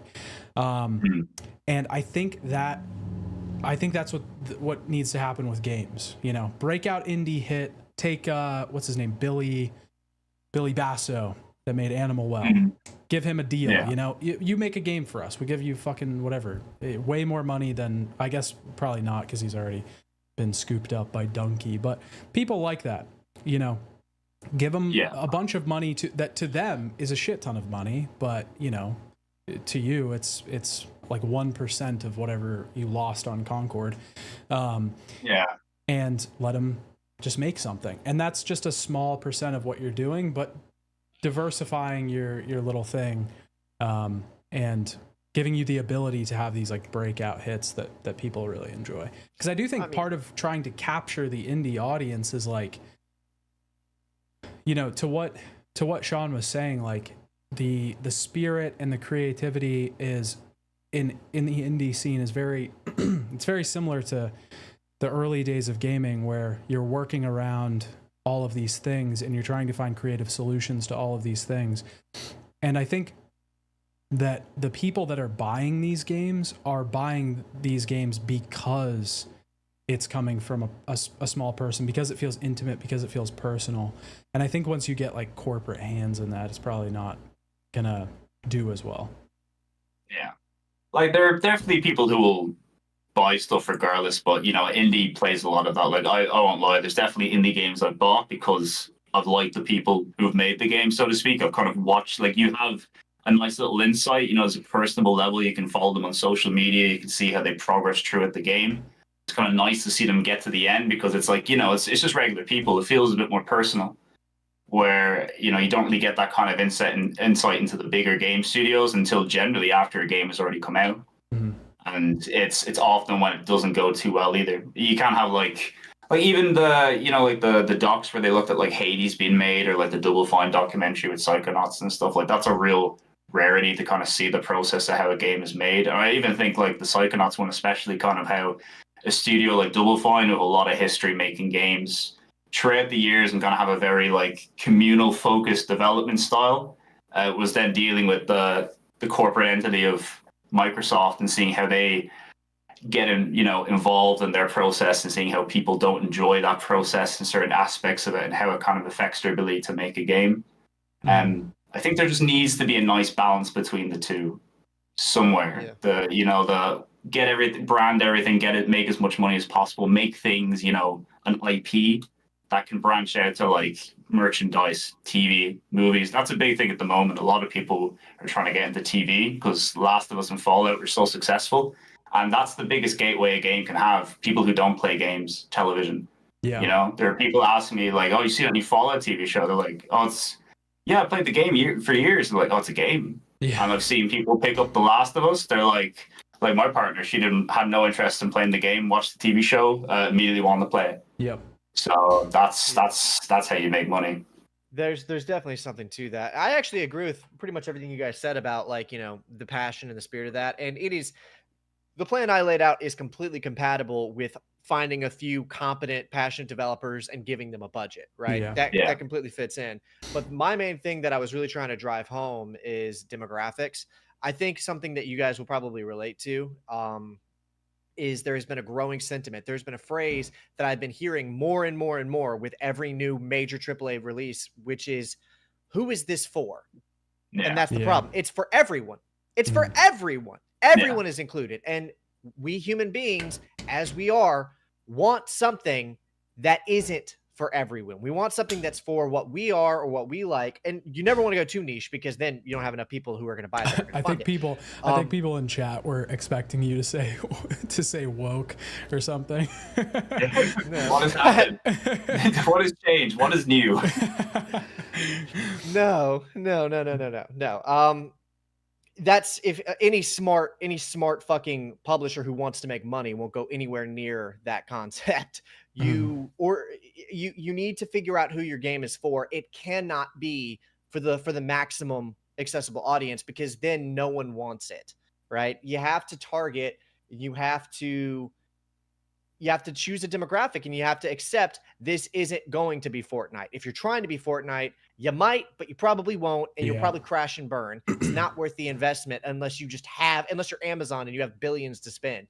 If for Sony's case, you need to pick a few demographics and you need to hammer in on it. Honestly, rethinking it, what I would do if I was Sony is I would pick 5 or 6 old IPs that I haven't fucked with, that I don't plan on doing anything with. I would find, and I would start giving smaller, like single A or indie developers a chance to pitch me a game design for the IP. That's exactly what I would do. I would say, look, we have IPs 1, 2, 3, and 4, like Jack and Dax or whatever. It's like, we don't plan on doing anything with these IPs that we have right now, for like Sly Cooper. So the market is open. Sly Cooper, we want man. you. We've reached out to 15 developers, and we've asked them to send us a pitch for what they would do. That's actually how Insomniac got Spider-Man, the 2018 Spider-Man. Is Sony reached out and said, we want you to do a Marvel game. What do you want to do? And they said, we want to do Spider-Man, and they pitched it. Right. So do that with your old IPs, like Ratchet and Clank or something. Although I think Ratchet and Clank is still being worked on, but old IPs that they're not doing anything with, that they're sitting on, reach out to some indie developers and say, we don't want to do this. Show us what you would do. Yeah. I think the thing you say about demographics really rings true though, too, because just like narrowing in a little bit more on like, you know, trying to target a specific style even, I think gives your project a much better focus. Have you guys seen that game Unknown 9 that came out recently? Yeah. It came out like a day ago, and ouch. I just I remember seeing this game every like Game Awards or something like that. And it just looks it looks so just nebulous, you know? Like it's just so like, who is it for? Yeah. What you said, who is it for? But just narrowing in a little bit and just giving your project a bit more focus, you know, and just being like, because even indie games do this, you know. You'll see a ton of indie games that like even the fucking like botany, pixelated like botany fucking games, you know what I mean? Like, you know who that's for, you know. You see it and you're like, I know who this is for, you know. It might not be me, I'm not into that, but I know people that would want to play this. But you look at a lot of bigger project games right now, and it's just like I couldn't recommend this to anybody. I think we need to go back to the era of like just more, you know, a game being taught up by just a single creator, and then having a team being able to envision what that is. Yes. I mean, you know, like if we didn't have people being willing to like trust Kojima, you know, we wouldn't get a whole lot of stuff from that. It's similar enough with a lot of, you know, Capcom team members. Resident Evil's just like 2 high level guys like, right, we have an idea, let's run with it and see what we can do with that. Teams like that are so rare to succeed, though. Like when they do succeed, it's resounding, but so often single. So okay, I've been doing a script on canceled Star Wars games. And one of the games that I wrote about is a game called Project Ragtag. It was the Visceral Games, you know, the developers of Dead Space. They were working on a Star Wars game, and they had Amy Hennig come on to be project lead for that for a while. And I was doing a bunch of reading and just like some of the developers who talked about it, and they said that she was the hardest worker in the room. She stayed late. She showed up early. She was always there. And she said they all said, and it was such a problem because the team couldn't get anything done. Everything had to go through her. It had to get approved by her. And the entire team said they steadily felt more demoralized because none of them felt like she trusted them. It was her project. And they said it from a place of respect. They said, look, she was working her ass off. Like, she was fantastic at what she did, but she grinded development to a fucking halt. You know what I mean? That's just what I read from anonymous sources. I'm not saying that did or didn't happen, but that is what I read from anonymous sources claiming to have been part of the development team. But I've heard sentiments like that from movie directors as well, and from other game. When you have one person who's like, this is my passion project, it can be really problematic sometimes. Well, yeah, but I mean, when you look at the inverse of that, like when you look at interviews of people talking about the production of Death Stranding, like when you watch Mads Mikkelsen or Norman Reedus talk about working on Death Stranding, all they say is that like I would throw out ideas for the character and Kojima would just figure out a way to put it in the game. Like super collaborative people work much better in those like rock stars of video games roles. I think you're always going to have that. Like certain people aren't going to work for that, and they are. But I feel like it should just be more like the movie industry, where you have a director that's like, this is my vision, and then everybody else kind of helps and uplifts that vision. Because, and it's not to say that, you know, a thing that happens a lot with Kojima games is people feel like Kojima gets all the credit, but all these other people go uncredited. But it's not even that. It's just, I think that when you're working on a project, funneling an idea into one thing and narrowing it a little bit helps give it an identity. It helps make it a thing rather than just like this clay fucking blob that you don't know what's going on with. Speculatively, didn't people... hasn't there been speculation going on for a long time that Konami hated working with Kojima because he was like super auteur all the time, and they struggled to rein him in? They hated each other basically. Yeah, you know, it was the structure that they had. The Konami structure was like, well, I mean, when it worked out for them, obviously they like Konami and, you know, Kojima had a wonderful, very successful relationship in terms of making games and making good games together. But it's, you know, the corporate structure of Konami was like at odds with what style of creator Kojima was, you know, and especially in Japan, where they're very rigid with the rule sets and very strict with how they can allow game development to come. Like it's surprisingly, like, I mean, you wouldn't say surprisingly corporate, but it's probably even more corporate than you can imagine. The amount of like loopholes and difficult people that you have to run through just to get a game made. It's why a lot of people like leave companies. It's very rare for people to stay in a company in Japan. Like I think one of the few examples of that is just Nintendo, and I think that's a credit to why Nintendo's games are so smooth to make and often so great. It's because you have a lot of people who've been working there for a long time who know each other and are used to working with each other.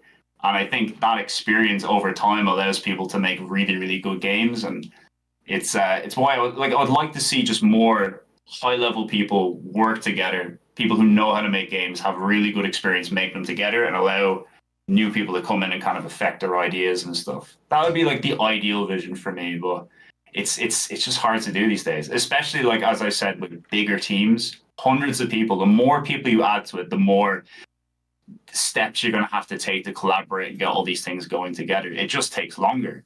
You know, that's the problem. Well, Evan, I just want to butt in and say, like, you had a really good point.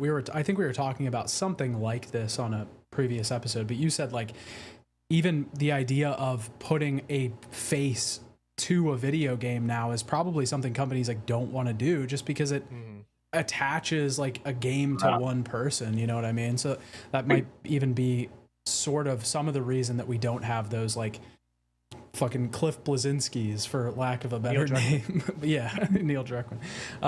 Amy Hennig was another huge one. Based Chad Amy Hennig, she was awesome, but you know, you don't have those people anymore. She's the only reason I'm even passively interested in that Marvel game with Captain America and Black Panther. Yeah. She's creative lead on that, and that does interest me in the game. I'm like, okay, what are you cooking over there, Amy? Yeah. It's the same thing with Kojima. There's like the Death Stranding would not have sold as well as it did if Kojima wasn't involved. And that's partly because it that's a game that would never get made if it wasn't Kojima making it. Yes. But you know, that's the kind of trust you need to be able to make something like that nowadays. Like, because conceptually that would get thrown out at every major studio going, but you need to kind of have that level of trust. Like, this guy doesn't make bad games. Yeah, we'll trust them.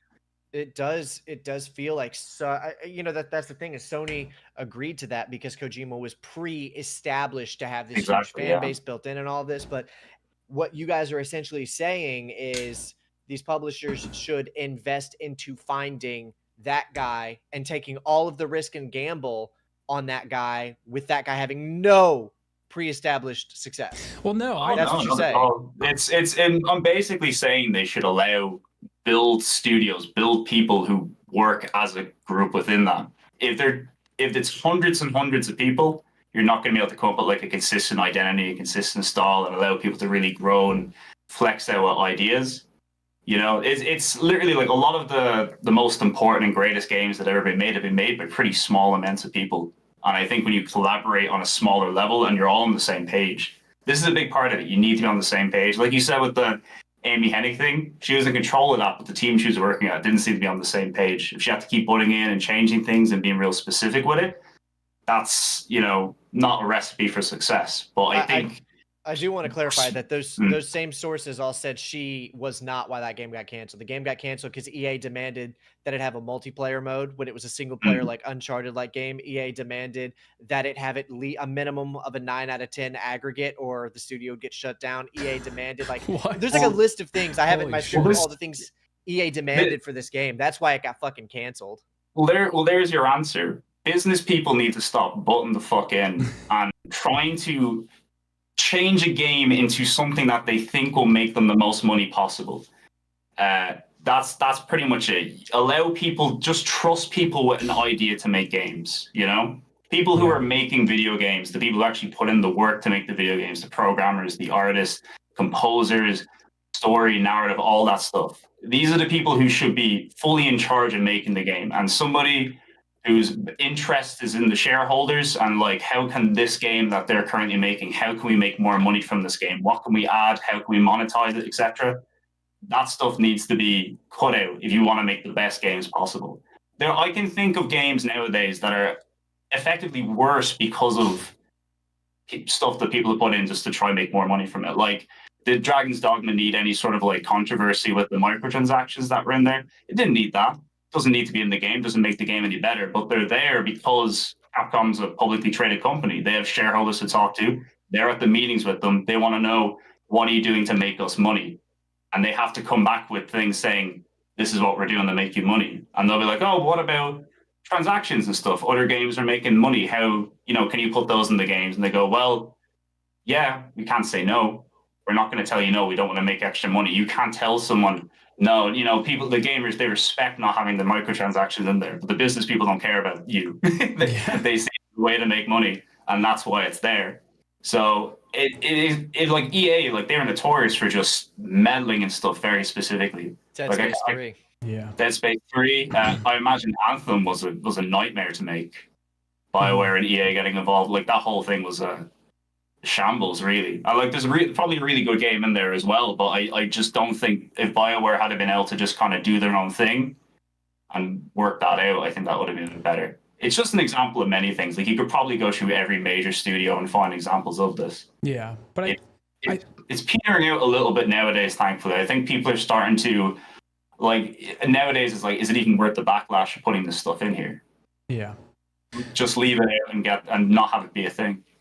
I think, but I think that becomes, like you saying, stop butting in and stuff, like that becomes a lot easier to do if your budget isn't $600 million, like it does it becomes easier to do, to just let the studio do whatever the fuck they want if you give them a smaller budget. So I think like not everybody wins in that scenario. Of course, like a lot of these people are like, I would love to make a game that's $500 million, but I think that's kind of best case scenario for the industry. It's just like give them a little bit, and then you don't have to fucking worry about microtransactions. You don't have to worry about all this shit, and they can have a little bit more creative freedom, maybe. And then, we win a little bit because maybe we start to get more interesting, unique projects from people that have an idea, and want to do something. We have to just figure out to go back to a place where a game can sell 50,000 copies, and that'll keep everybody employed so they can make another game. They get to live their lives, Like that was a time. Yeah.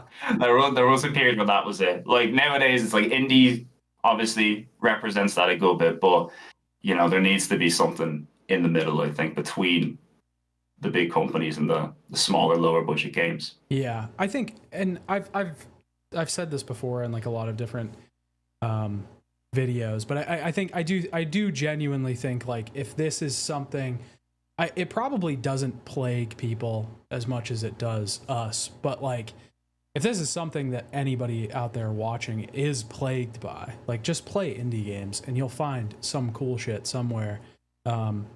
There is more out there than you can ever play in your entire life. That is specifically tailored to the niche that you enjoy, not just every game that is specifically in the boomer shooter genre or whatever. There's more shit out there than you can ever play, ever. And there's also an enormous backlog of like old PS2 games and stuff that you would probably fucking love if you could just find it. Yeah. You can play the PS2 forever and you will die happy with just the PS2. Yeah, it's crazy. Yeah, it's that's the patchwork Band-Aid solution that most people can have for now, but hopefully when in doubt, just plug in the PS2. Yeah, it's Tony Hawk's Pro Skater 3. You're good. I'm more of a PS3 guy, but the PS2 is pretty great too. I love to. I've talked about this on the show a few times, but my favorite thing to do lately is just go on eBay and find those like bulk PS3 thing. They're selling PS3 games, and you can just like select 3 from a list and get them, like, buy 2 get 1 free, and just buy 3 games that I've never heard of before and see what they are. You know, see if you can find a copy of Syndicate. Yeah, Syndicate. It's a fun game. Syndicate is my go-to example for saying for helping me realize that like my perfect exact niche is super fucking unprofitable, because that game is like everything that I love in a video game, and it sold like 200,000 copies in its first month or something, and EA basically shut the studio down because of how badly that game performed. It's a heartbreaker. I've literally liked every FPS Starbreeze ever made. All those Darkness games, amazing. And that's the problem. Yeah, unreal. It was the exact same thing that happened with Free Radical, where they everybody loved Pine Splitters. They made Haze. It's dead. Yeah. Star Wars Battlefront 1 and 2. Yeah, unreal. Yeah, holy shit. Wait, that was Remedy didn't deserve. No, that was Remedy. Oh no, Pandemic. Yeah, Pandemic didn't deserve to die. Yeah. There's a lot of those little studios. Didn't Starbreeze do? Radical was doing Battlefront 3 and 4. Were they Payday though? No, Starbreeze. Are they? I think they split off from Starbreeze, is it? No, Starbreeze did Payday, right? Hang on, let me look that up. Yeah, Payday 2. I know they're Swedish, so that would line up. Did Starbreeze do Syndicate, or am I tripping? Yeah, they did Syndicate, and then they did Brothers, A Tale of Two Sons, and then Payday 2. Yeah, Payday 2. Oh wow, that's a weird. That's quite the shift. That is an example of some guy being like, I just want to make my game about 2 brothers. It's just called 2 brothers. Okay, Starbreeze was co-developer on these though. Starbreeze didn't develop Brothers or Payday 2 or anything. Syndicate's last solo game, I think Syndicate was Starbreeze's last solo game. Okay. But they certainly, that would be it. But like they were like a big deal of a studio up until that point, I think. Or at least it felt like, especially during Riddick and stuff. Riddick was so big during the Xbox. The Riddick games and the Darkness games did pretty good. I don't know if you've ever played Knights of the Temple Infernal Crusade, but that game is awesome. That looks Knights of the Temple. That sounds like a PS2 ass game right there. It is a PS2. You can't just like Syndicate though. You can't actually play it on emulator though. It doesn't work.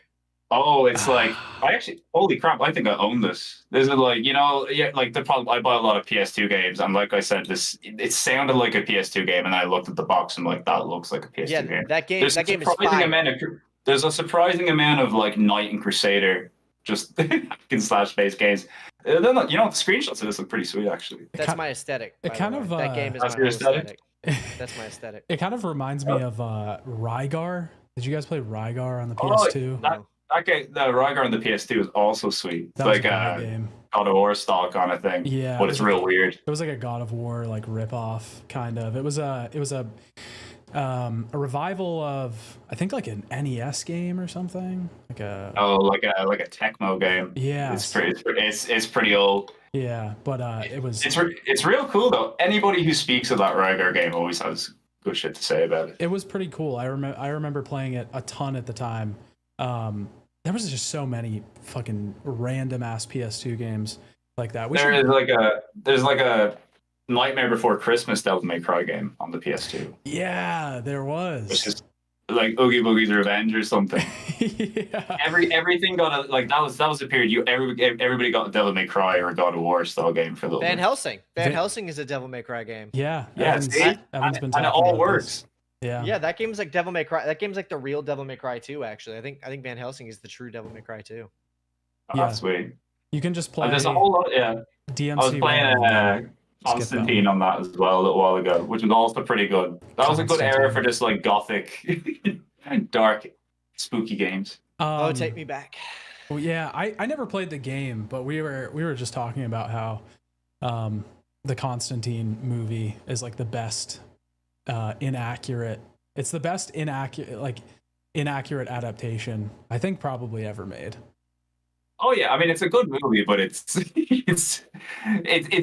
a good movie with Keanu Reeves in it, you know? Yeah. It's really not a good. I don't think it is a good movie. I think it's a bad movie, but it's a good movie. I think any movie with that shotgun in it is a good movie. That is my baseline. I like you see a gun like that, and you're like, nah, it's gotta be good.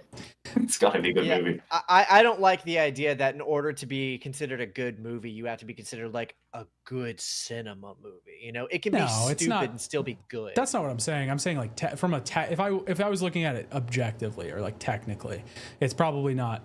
I wouldn't give it like the highest score, but it's a good movie. If you're gonna letterbox it, it'd be like a 2.5. Yeah. But I always remember the scene from that movie where he traps the spider in the cup and blows the smoke under it and just like watches it like die. And that's like peak tortured protagonist of that era. It's like I fuck with insects because it's cool. God. Somebody in chat said it's no Joker 2, but whatever. I've yet to see Joker 2. I don't think I'm going to see Joker 2. I think I've heard enough people dunk on it to say, no, I might not see that movie. We brought this up at the end of the last episode, just like in passing. Contrarian. In passing. I didn't love it. I didn't really get to fully go into it last week because it was right at the end of the episode, but so I guess we'll talk about it now. But I didn't love it. It wasn't like the best movie ever. It wasn't amazing. I didn't really think the first movie was that amazing either. It was all right. It was a decent movie, and I felt mostly the same. It was a little bit of a step down from the first one, but there were things about it that I really liked that I thought were cool. I didn't hate it. I don't think the hate is warranted.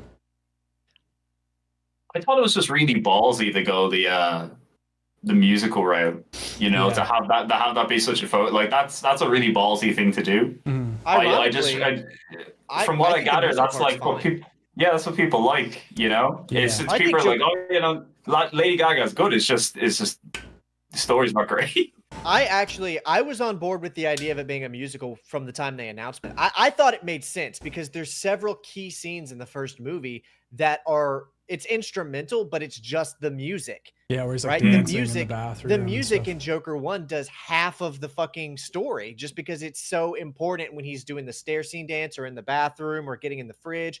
The first movie is like a pseudo musical. So I was like, oh, actually, this makes sense. I've always been fine with that.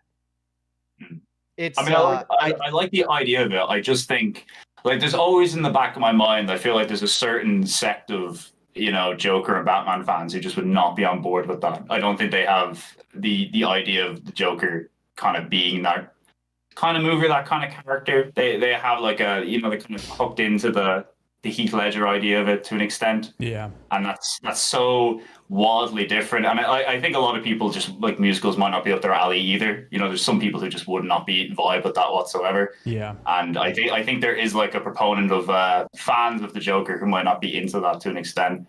But so I thought it would at least have some detractors just because of that anyway. Like personally, as like you said, I think that's pretty cool. That would have been something that would have got me into it. I'm not even like a musicals guy, but just the idea of having, you know, Lady Gaga and Joaquin Phoenix in a Joker movie, kind of whipping out all these cool songs while in prison and stuff. I'm like, yeah. I think it would have done I think a lot of people would have probably been more okay with the musical aspect actually if the movie had been less less sadistic and nihilistic and more like chaotic. And I just think Joker 2 would have been better if Joker had been in it. I think that would have helped a lot. I think if actually putting Joker in the movie that's called Joker 2, that would have been. But instead, we just get a regressed, pathetic Arthur who devolves from his previous character progression, and then the movie just beats the shit out of him the whole time and kills him. Spoilers. So it's like, it's just a giant waste of fucking time. There's no Joker in it, and Lady Gaga sings a bunch of songs she didn't even write. I think it was fine. I don't know. I really liked the. I'm just glad I'm not the contrarian this time. I gotta say, it's always me. It's usually you. I'm just glad that I'm on board with popular consensus. I'm thrilled with that. I talked about it a little bit last week. I'm a really big. I don't like musicals either. Really, I mostly find them like corny. And I like them from time to time, but generally there's like a corniness factor I have to get over with them. Yeah. If I can't get over that, I'm not going to dig it, you know? But I really liked, like, the only one that I've ever really fucking liked was the Hugh Jackman Les Mis that they did. Like, I think it was like 10 years ago or something. And a lot of the reason I liked that one was because they live recorded a lot of the music, and they don't tend to do that in musicals very often. It's like kind of faux pas to do that. And they did that in Joker 2. They live recorded a lot of it, and it made it feel more raw. It made it feel a little bit more genuine, which I felt fit into the world a little bit more. It fit into the characters a little bit more. So I kind of like that. I also fully recognize that I am not the target audience for Joker 2. Like, this was not... I'm not going to get upset about a Joker movie. Like, I just wasn't prepared to do that. I just was kind of like, I'll see how this is. Yeah. So I think my reaction is pretty standard. It was a fine movie. It was okay.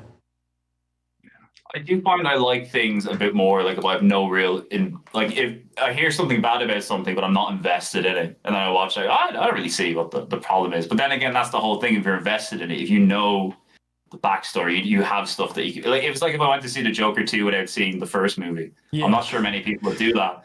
Where you'd be like, oh, I just get the story. I don't have to worry about all the stuff that they've retconned or just gone over and forgotten about.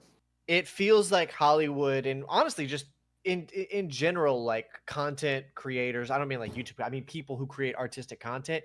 It does feel like no one gets punished more than people who were very invested into the product. You know, that's what it does kind of feel like, because I'm still a huge Star Wars fan, but I'm a fan of like the original 6 movies and like the expanded universe and lore and all of that. And it does kind of feel like the current iteration of Star Wars doesn't want you to get into the lore. It seems like it resents you for that almost. It's not just Star Wars either. It's a lot of modern like movies and stuff seems to not want you to be invested in it beyond Star Trek. The movie you're watching. Star Trek is there you go too. Great example of that. And I see this in games too. It's like if anyone is making the product other than the person who like conceptualized the initial idea, like they want you to be invested. But if anyone else is doing it, they're like, no, forget all of that. This is my version. You got to like my version. This has nothing to do with that. Forget that. This is my version. It's really gross, and I do not like it. Yeah, I think, I don't know. It's such a complex topic, because I have been. So I'm a big Star Trek fan, but I've literally never watched anything that has come out in the past like 10 years. I didn't watch Picard. I didn't watch Discovery or any of that stuff, because I was just like, I don't know, it looks like shit and it just doesn't interest me. So I'll probably skip it.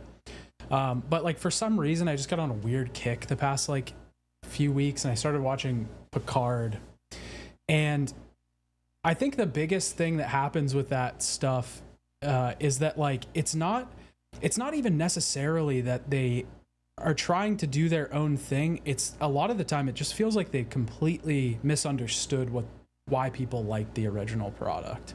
And I think this happens in games too all the time, when people try to make a sequel or spin-off or something, and they don't really understand why the core audience liked it to begin with, and so then it becomes incredibly unappealing to the core audience. But sometimes it works out in their favor, like with Star Trek.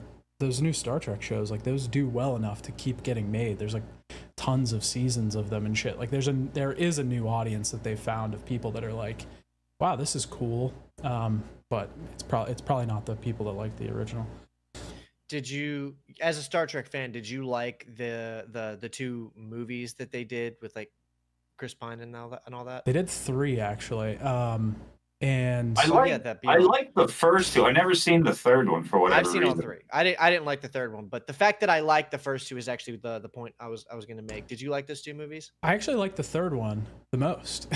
Okay, I hated the third one. I felt like I wasted my money. But here's the thing, I don't like Star Trek. I don't care about Star Trek at all. Yeah. You don't have that investment.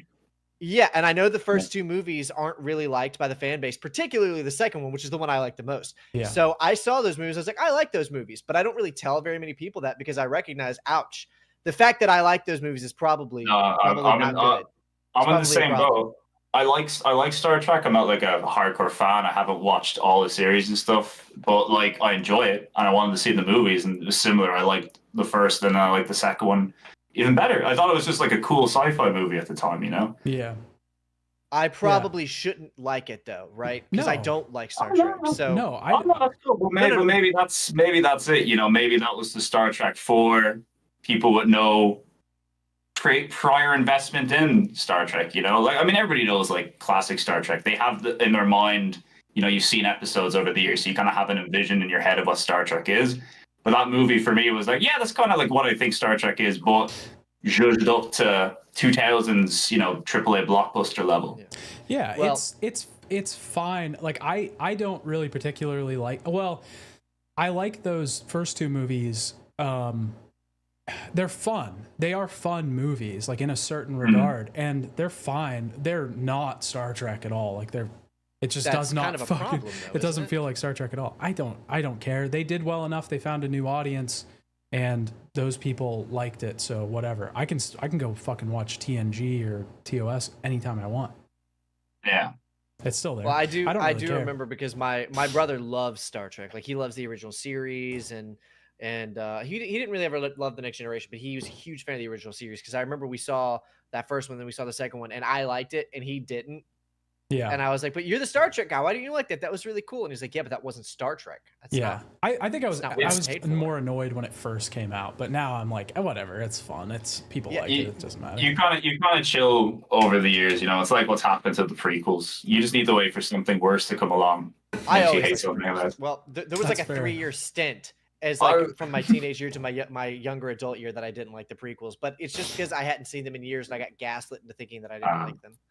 See, I was that kid that George Lucas was talking about, and he's like, it's for kids. We haven't seen Star Wars before. So I was like, yeah, man, pod racers, Jar Jar, let's go. Yeah, I loved it when I was a kid too. I would watch The Phantom Menace so much, and my dad did not really like it at all. He thought it was annoying, but I would watch it all the time, and he fucking hated it. But he took me to see 2, I think maybe just 3 when it came out. But yeah, it was like the best thing as a kid. That's like the best fucking movie you could watch, aside from all of the trade tariff, whatever the fuck disputes that they have. That's my favorite part. Yeah, but as a kid, you're like, what is happening? I don't even know what's going on.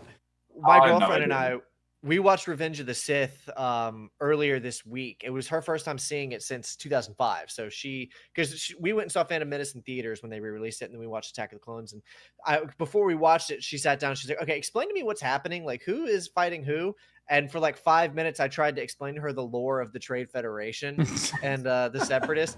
And she was like, "Wait, so hang on. They made a clone army, but they didn't know they made it." And I said, "Baby, just don't even worry about it. It's not that Check out this guy, General Grievous. He's got 4 lightsabers. Yeah, right? That's what I told her. I was like, I promise you, none of this shit matters. It doesn't fucking matter. The thing that matters is Anakin's here, and we're gonna get a cool fight scene. Focus on that part. Yeah. That's pretty much it. Like when you watch this stuff when you're quite young, those are the things that stick out to you. It's like when you go back and watch, when you watch a movie over and over again, which is something I don't do. Like I used to do that all the time as a kid. You pick up on all these little individual bits of something. Yeah. That's how it really becomes quite important to you. A lot of those movies that people don't like they're heavily invested into, I usually see them once and I go, yeah, it's pretty fun. Yeah. And then I don't think about it again. until it gets like brought up, and I was like, oh, it's been a long time since I've thought about those Star Trek reboots. Yes. I guess they were fun. And I was like, no, people hate them. I was like, oh shit. Yeah. There's a C.S. Lewis quote that I have really taken to heart, where he said something. I'm paraphrasing. I could probably just look it up, and I'm paraphrasing it. Where it's like, when I became a man, I put away childish things, including the desire to be overly adult. And it was this idea. It's like liking things that are for kids is probably a more adult thing than shunning them away. So now I had a phase in my late teens, early 20s, was like, oh, that's stupid. You know, I need all this weird bullshit. And now I'm over it. I don't want it. I'm like, oh, cool, fight scene. That's what I'm back. I've regressed back to like my 12-year-old self, where I just want to see cool fight scenes and shit.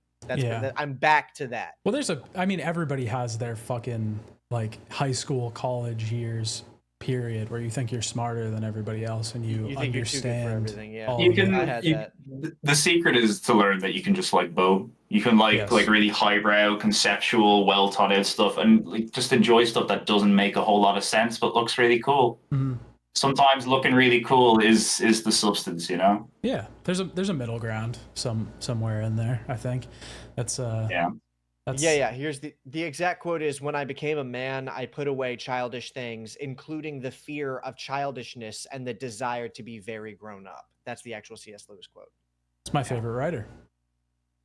He's a good writer. It's great. Have either of you read the Chronicles of Narnia lately? It's like the best fucking thing ever. It's so good.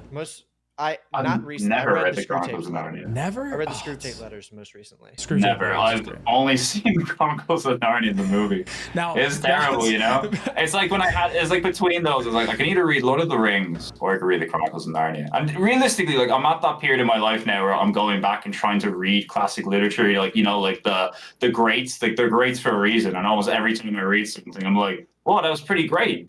No wonder they call it the greats. Like that's been the experience. But yeah. Maybe Narnia should be next on my list. I'll take your word for it. But have you read it recently? Are you like recently up to date on? Chronicles of Narnia? Yeah, I recently got it on my Kindle because I started reading like on my Kindle the past like year. I would recommend it to everybody who thinks they don't read enough because it just made me fucking read so much more. But yeah, I read all the books. They're just they're like really short and sweet. There's something as I've gotten older that I've really appreciated in a just fucking concise novel. It's the same thing with movies. I want a 90-minute movie. I don't want a 3-hour movie all the time. Yeah. But Casino Royale, the first Bond book, is like that. I read through that so quick because it's actually a lot shorter than you would think. I was like, wow, I thought I was about to have to get myself ready for this Bond book. But it's super short and sweet, very concise, and I really appreciated that about it. Yeah, but they're all pretty short. And I think like the collected version is probably like as long as your modern fantasy novel. Yeah, that's crazy. I mean, that's one of the big differences. Fantasy always doesn't really age, you know. If it's good fantasy, it's good fantasy. Sure. Yeah, for sure. It's timeless. That's true. Okay. Well, as we begin to wrap up and let Sean get some sleep, get some rest. UK boy. What are you working on? Do you have something coming out soonish that you want to plug? We need plugs. Come on, Sean. We need plugs. I suppose I could. I'm working on a video at the moment, but I'd rather plug my most recent video, which is a very, very, very long look at every single Capcom game on the PlayStation 1. It's over 6 hours in length, over 80 games, talked about, digested, who made them, how they link to other games, etc. If you like PlayStation 1 games and Capcom games, and also like watching things to put you to sleep, that is the video for you. If you don't like any of those things, just don't watch the video. You don't have to. It's okay. It's all good. I am working on a new video, which I should hope to have out in a week or two, which is going to be another in my collection of long looks at obscure and forgotten PlayStation games, which is generally trying to just look at games that are lesser focused on the weird ones that you might have missed. So if you're into the PS1, I've got the channel for you. And like I said, if you're not, stay away from it. You'll hate it. All right, Evan, what you got? 1 week from today, so next Friday, I'm releasing a long retrospective look at Van Helsing for the PS2, which is Hell yeah! There you go. It's all coming together. Yeah. Yeah, it's kind of my my Halloween video, as it were, because it's kind of spooky, and you got Frankenstein and Dracula and stuff like that. So, and my own little way of celebrating Halloween is to talk about Van Helsing for the PS2 for an hour ish, and then after that it'll be a video about canceled Star Wars games, which I'm working on that one. It's pretty cool. Hell yeah! I'm excited for that Van Helsing video because you mentioned it, I was like, I want to watch a video on Van Helsing now. You've already got me sorted out. Great. Yeah. Okay, sweet. Yeah, go look out for that stuff. Go subscribe to these guys. Yeah, we got going. Sunday. Something long? Extra? Yes. Sunday, I'll be releasing the full Metal Gear video. If you've already seen all the parts, don't watch it. It's just got like an intro and an outro. I covered everything. I did it all while I was making the video this time. There's nothing else. But it's going to be in 2 parts because it's 12 hours and 47 minutes. So I had to split it up, unfortunately. YouTube is creatively stifling me by putting a cap on how much I can talk about shit that nobody cares about.